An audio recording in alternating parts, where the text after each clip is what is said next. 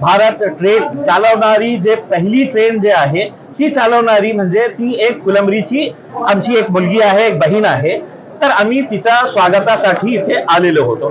आता आल्यानंतर भारतीय जनता पार्टीचे जे जे कार्यकर्ता इथे आलेले आहे तर त्यांचं काम काय झालेलं आहे देशामध्ये, गल्ली पासून ते दिल्ली पर्यंत त्यांचं काम एकच राहिलेलं आहे की फक्त मोदी मोदी मोदी हेच करत बसणार.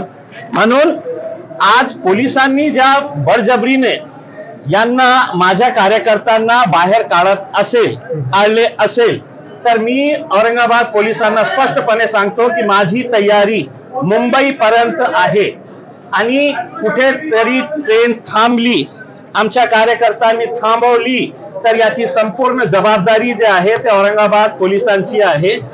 आमच्या लोकांना तुम्ही बाहेर काढत असेल तर भारतीय जनता पार्टीचे जे लोक आहेत त्या बाहेर काढा.